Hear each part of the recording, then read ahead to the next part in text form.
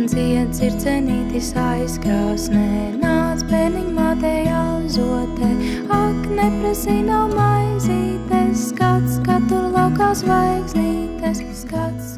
Oktobris bija laikam tas smagākais mēnesis, un vīrs aizņēmās naudu, lai varētu uz tām ārzemēm aizbraukt strādāt.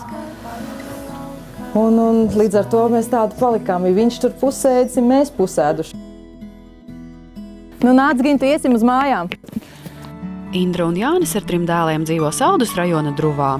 Vēl pirms gada abi strādāja, tāpēc pārticība ģimenē bija pašsaprotama lieta. Bērniem netrūka ne vecāku mīlestības, ne kārotu rotaļlietu, ne našķu.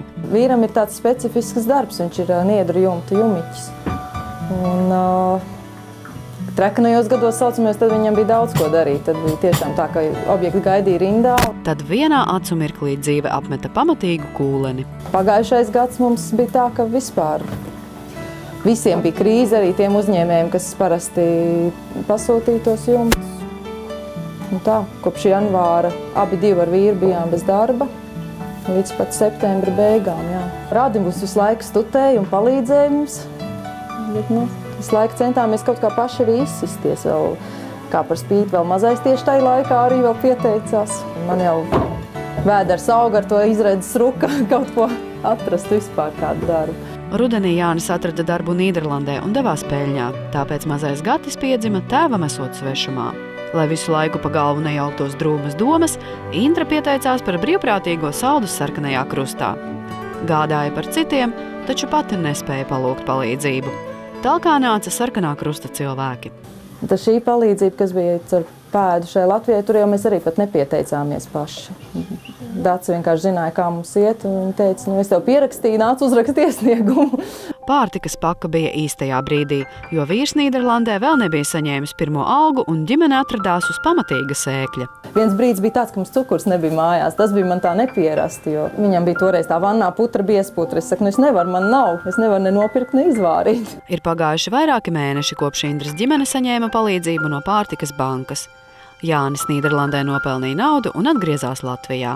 Mājās atkal ir cukurs, tāpēc Indra var atļauties sagaidīt ciemiņus ar pašas gatavotu cepumu kūku.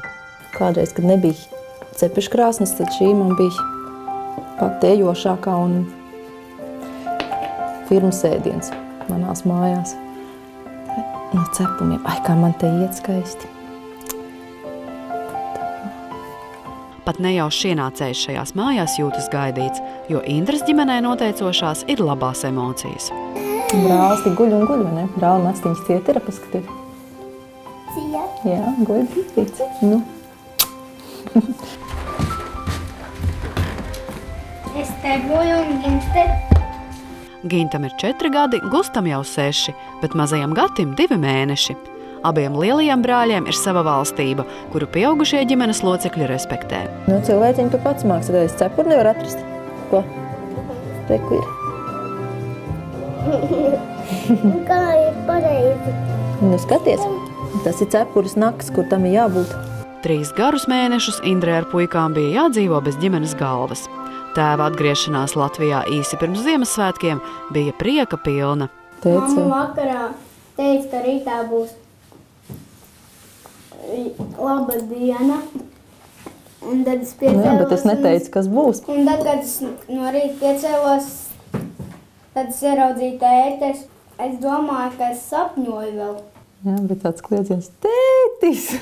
Mazais miega mits arī bija uzreiz augšā, tā nevar piecelties. Un, kad tēti ieraudzīja, uzreiz pielēc, vai ne? Un tagad būs atkal grūti, kad brauks tētis projām, vai ne?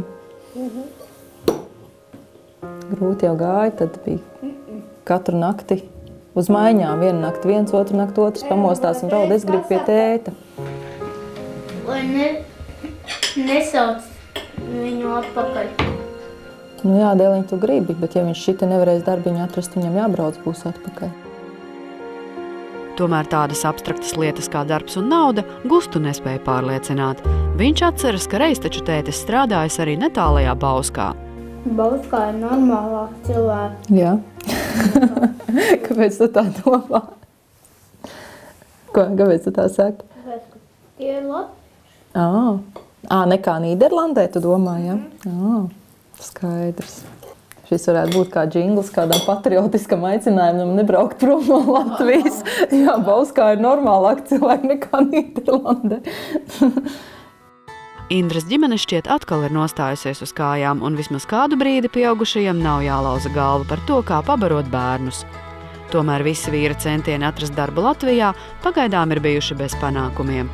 Tāpēc atkal un atkal ir jādomā par puikām. Es nezinu, pēc katras krīzes nāk laikam pacēlums kaut kāds, tad jau gribētos, lai viņi varētu tikt paši saviem spēkiem galā.